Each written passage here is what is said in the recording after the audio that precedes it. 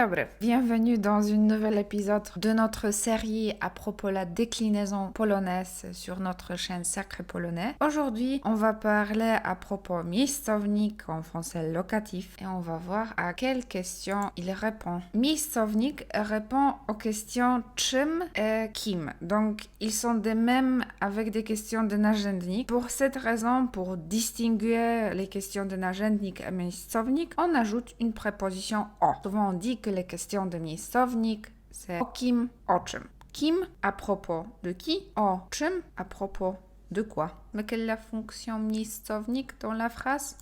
Voyons ensemble. Miejscownik, il peut être facilement reconnu dans une phrase car il ne se produit jamais seul, il est toujours combiné avec une préposition. Zawsze występuje z przyimkami. En plus, miejscownik est la forme utilisée pour décrire le lieu d'une action. Alors souvent, même quand le nom de ce cas dit, miejscownik, il remplace un lieu. Voyons des exemples. Jestem w domu. W domu, c'est la forme de miejscownik. En bas, vous avez le mot dom en mianownik dans la forme basique.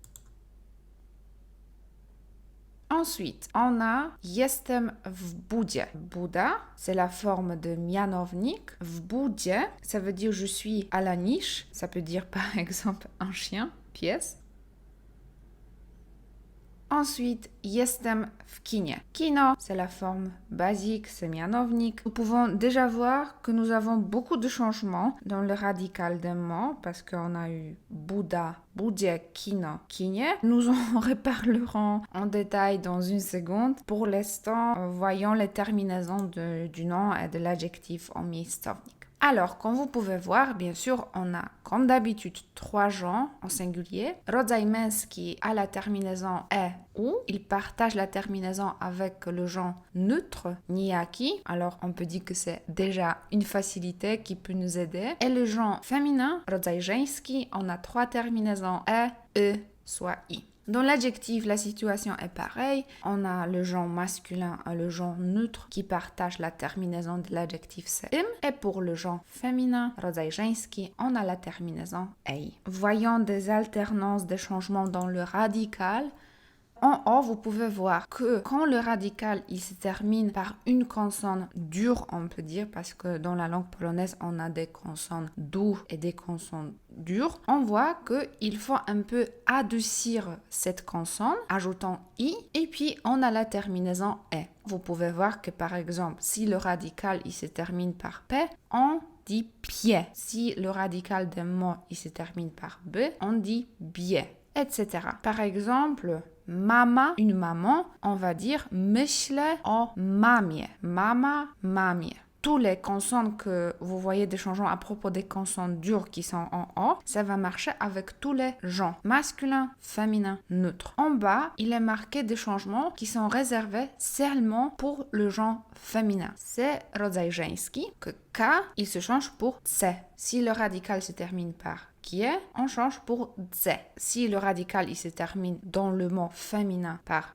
ch, on change pour sze. Par exemple, mucha, muszę. Et en bas, vous pouvez voir quels sont des changements à propos des voyelles. Par exemple, on a A qui se transforme en E, on a las, lesie. Alors vous voyez déjà là, on a le mot masculin qui se termine par C. Pour cette raison, on change la terminaison, on adoucit une consonne S. On fait sie, on change aussi A pour E. La même chose, O pour E, ou O avec l'accent pour E, O avec l'accent en O, et E. Là, on a O barré, ça veut dire que c'est la terminaison 0. C'est la situation quand E, il se disparu. Je ne sais pas est-ce que vous vous souvenez, mais cette situation se répète souvent quand on fait la déclinaison en polonais. Quand on a E avant une consonne qui termine le mot, et on ajoute une voyelle en faisant la déclinaison, il faut effacer E, qui se trouve avant une consonne qui termine le radical. Et à côté, vous avez deux situations expression quand on a une partie, une formation dans le radical qui change radicalement. Alors on a AST pour eść, par exemple miasto, mieście, et ASD pour eźdź. Alors gwiazda, gwieździe. Je sais que ça peut être un peu étonnant, un peu frustrant quand on a tellement de changements dans le radical, mais je vous assure, si vous avez déjà bien maîtrisé des autres cas, vous avez déjà écouté la langue polonaise, vous avez les contacts, vous regardez des vidéos, vous écoutez la radio, il n'y a pas de problème parce que déjà, je vous assure que plusieurs fois, vous avez entendu ce type de changement dans le radical. Puis, bien sûr, c'est la question de l'automatisme, mais comme vous pouvez voir, dans ce cas-là, même quand on a des changements, ce sont des alternances et des changements qui se répètent presque pour tout le genre. C'est juste l'automatisme qui nous dit comment on peut faire, comment on peut adoucir plutôt des mots pour faire mianownik en polonais. On n'a pas encore fait celownik, ça sera la dernière vidéo à propos de cette série, mais je vous dis tout de suite que le genre féminin a la même forme que le genre féminin en celownik. Voyons des expressions, des exemples d'utilisation de miejscownik. Kinga D. Wychowałam się w Anglii, ale w domu zawsze mówiliśmy po polsku, dlatego teraz studiuję w Polsce. Ça veut dire j'ai grandi en Angleterre, mais nous avons toujours parlé polonais à la maison, alors maintenant j'étudie en Pologne. Ici, vous pouvez voir normalement deux utilisations très classiques de miejscownik, parce qu'on a préposition w, dans, a, on ici, qu'on utilise avec miejscownik w Anglii, w Polsce. On a Anglia, c'est le mot féminin. Il se termine par i, on ajoute i, et on a Polska. On a vu tout à l'heure que quand le radical d'un mot féminin se termine par k, on change pour c. Alors Polska, Polsce. Voyons qui dit Karol. Cały czas myślę o moim kursie. Lubię wyzwania, ale chciałbym w spokoju spędzić week-end. On peut le traduire, je pense à mes cours tout le temps. J'aime les défis, mais j'aimerais passer le week-end au calme. Ici, on a myślę o, c'est très classique pour miejscownik, penser à quelque chose. En polonais, c'est myśleć o. On utilise toujours avec miejscownik. O moim konkursie, en mianownik, c'est mój konkurs. Vous pouvez voir que le mot konkurs, il se termine par s. C'est une consonne dure. Il faut l'adoucir. Alors on dit konkur się. Et on a aussi préposition w. Chciałbym w spokoju. Spokoju, czyli je voudrais au calme passer mon week-end. W spokoju, spokój. Vous pouvez voir que ici on a spokój. Alors normalement c'est o avec l'accent u et il se transforme en o. Spokój, spokoju. Ensuite on a Ewa qui dit wszyscy ciągle mówią o Paryżu, a ja nie byłam z nimi na tej wycieczce we Francji. W drodze do szkoły wszyscy tylko o tym rozmawiają. Tout le monde parle de Paris tout le temps et je n'étais pas dans ce voyage en France avec eux. Sur le chemin de l'école, tout le monde en parle. Ici, on a beaucoup d'expressions qui disent parler de quelque chose, penser de quelque chose. Alors, mówić o Paryżu. Paryż, Paryżu. Ensuite, on a rozmawiać o. Rozmawiają o tym. Ils en parlent. Ici, c'est pas le nom, c'est pronom. Et vous pouvez voir que pronom prend la terminaison de l'adjectif parce que tym,